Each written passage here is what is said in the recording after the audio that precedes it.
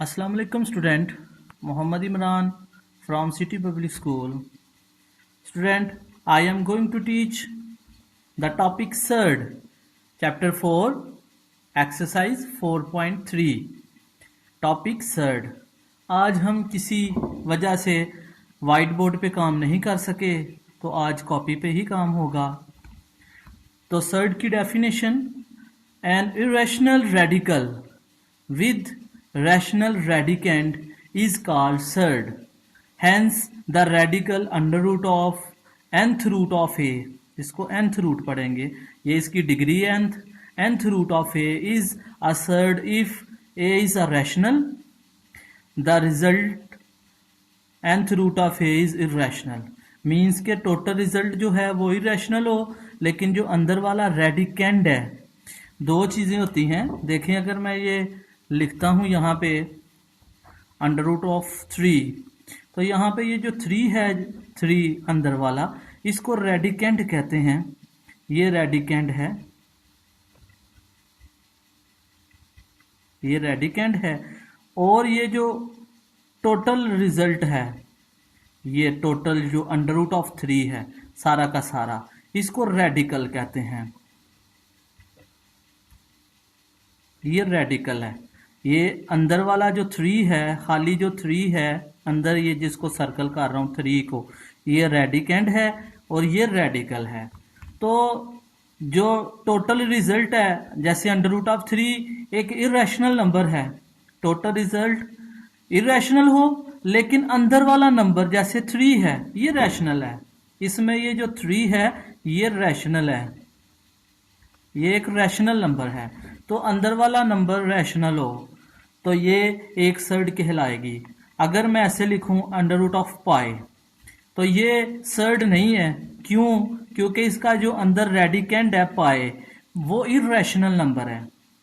अंदर वाले को रैशनल होना चाहिए था, इसके रेडिकेंड को रैशनल होना चाहिए था, जबकि पाई इरेशनल नंबर है, लिहाजा ये सर्ड नहीं है. इसी तरह अगर मैं लिखता हूं स्क्वायर रूट ऑफ 3/2, तो ये रैशनल है, क्योंकि ये 3/2 जो है ये एक रैशनल नंबर है. ये रैशनल नंबर है, लिहाजा ये पूरी सर्ड जो, ये पूरा का पूरा रिजल्ट, इसको सर्ड बोला जाएगा. ये सर्ड है, जबकि ये सर्ड नहीं है. क्यों सर्ड नहीं है? क्योंकि ये अंदर इरेशनल नंबर है. पाई जो होता है वो इरेशनल नंबर होता है. ये सर्ड नहीं है, ये सर्ड है. ये सर्ड है, ये सर्ड नहीं है. इसी तरह ये अंडर रूट ऑफ 5 सर्ड है, लेकिन अंडर रूट ऑफ 4 ये तो वैसे ही सॉल्व होके 2 आ जाता है और इसका तो रेडिकली ख़त्म हो जाता है, लिहाजा ये भी सर्ड नहीं हो सकती. तो मैंने डिफरेंट एग्जांपल्स आपको समझाई सर्ड्स की. हम अपना टॉपिक करते हैं सर्ड पे. रेड स्टूडेंट, एक्सरसाइज 4.3 हम सॉल्व करते हैं. Express each of the following surd in simplest form. तो ये एक सर्ड है हमारे पास, स्क्वायर रूट ऑफ 180. इसकी सिंपलेस्ट फॉर्म बनानी है, उसके लिए इसके प्राइम फैक्टर बना लेंगे. तो 180 के प्राइम फैक्टर वैसे तो हम चैप्टर 2 पे मैं आपको सिखा चुका हूं, लेकिन फिर बनाते हैं. 290, 245, इसी तरह ये 315, 35 और 51. क्योंकि ये स्क्वायर रूट है, इधर 2 नहीं है, लेकिन अंडरस्टूड है कि ये स्क्वायर रूट है, इधर 2 होता है, इसलिए हम 2 के पेयर बनाएंगे. हम इसके 2 के पेयर बना लेंगे. ये आ जाएगा 2, ये देखें ये एक पेयर है 2 का, फिर ये 3 का एक पेयर है और ये 5 है. 2 का स्क्वायर मल्टीप्लाई 3 का स्क्वायर मल्टीप्लाई 5. अब जिस पे स्क्वायर रूट होता है वो स्क्वायर और स्क्वायर रूट आपस में कट जाते हैं. तो इन दोनों से स्क्वायर और स्क्वायर रूट कट गया, ये दोनों स्क्वायर रूट से आज़ाद हो जाएंगे, जबकि 5 स्क्वायर रूट के अंदर ही रहेगा. तो 3 2s are 6 और ये स्क्वायर रूट के अंदर ही रहा. यही इसका आंसर है. तो ये क्वेश्चन हमने सॉल्व किया. ये क्वेश्चन एक सॉल्व हो चुका है. हम इसका सेकंड क्वेश्चन लिखते हैं.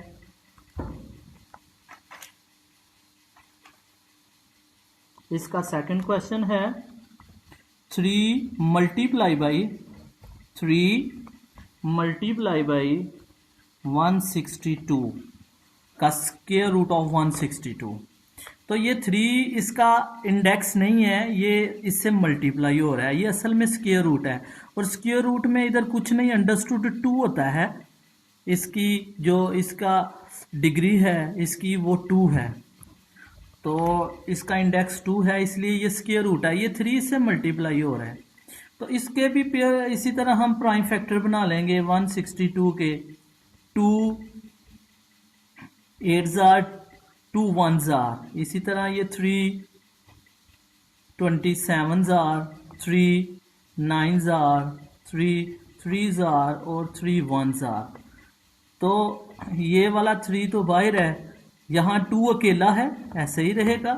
3 3 के 2 पेयर बन जाएंगे, मल्टीप्लाई बाई 3 का स्क्वायर मल्टीप्लाई बाई 3 का स्क्वायर। उसके बाद ये जिस पे स्क्वायर और स्क्वायर रूट है ये कट के आज़ाद हो जाएंगे। ये एक 3 तो ऑलरेडी बाहर है, एक 3 ये वाला बाहर आ गया, एक 3 ये वाला बाहर आ गया। और 2 जो है इस पे कुछ नहीं था, ये रूट के स्क्वायर रूट के अंदर ही है, ये बाहर आज़ादी हासिल नहीं कर सका, ये स्क्वायर रूट के अंदर ही है। तो 3 3 जार 9 9 3 जार 27 27 स्क्वायर रूट ऑफ 2, ये इसका आंसर आ गया। क्वेश्चन नंबर 3 हम एक्सरसाइज 4.3 सॉल्व कर रहे हैं, उसका क्वेश्चन नंबर 1 है, उसका तीसरा पार्ट सॉल्व कर रहा हूं। 3/4 क्यूब रूट ऑफ, ये देखें अब इसका इंडेक्स 3 है, इसको क्यूब रूट बोलते हैं, क्यूब रूट ऑफ 128। तो फिर वही एज यूजुअल हम 128 के प्राइम फैक्टर बनाएंगे, 2 6 जार और 2 4 जार, फिर 2 3 जार 2 2 जार, फिर 2 16 जार 2 8 जार 2 4 जार 2 2 जार और 2 1 जार। क्योंकि यहाँ हमारे पास इसका इंडेक्स 3 है, 3 3 के हम इसके जो है ना वो पेयर्स बना लेंगे, 3 3 के आप बनाएंगे।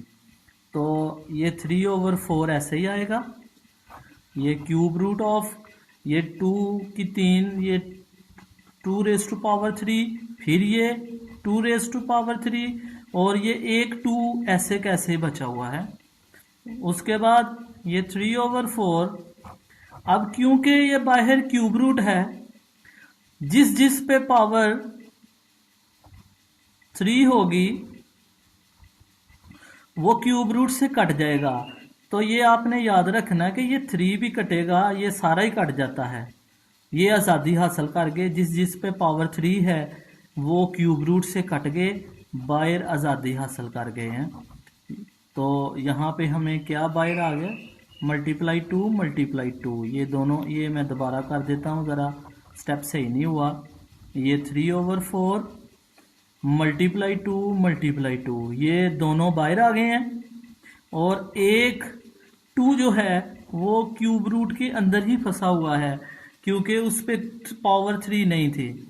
बाहर वही आ सकता है जिसकी पावर 3 है, क्योंकि पावर 3 और क्यूब रूट एक दूसरे की जिद हैं, ये एक दूसरे को काट देते हैं, एक दूसरे का असर ज़ायल कर देते हैं।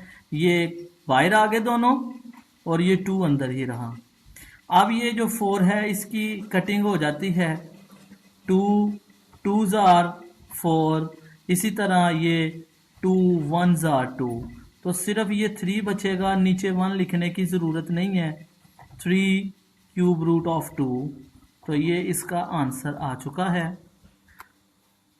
बेटा स्टूडेंट, हम पहले क्वेश्चन का आखिरी पार्ट सॉल्व कर रहे हैं। यहाँ पे 5th रूट है, अब इसका इंडेक्स 5 है, इसको 5th रूट बोलेंगे। 5th root of 96 x raise to power 6 y raise to power 7 z raise to power 8।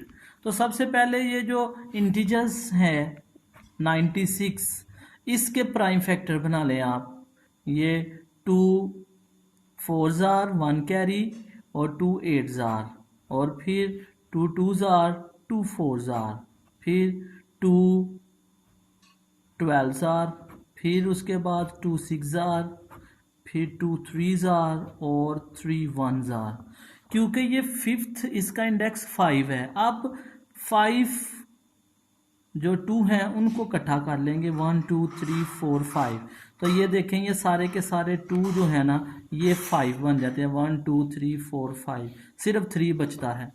तो हम इनको तो इस फॉर्म में लिख लेंगे, ये फिफ्थ रूट ऑफ, ये हम लिखेंगे 2 की पावर 5।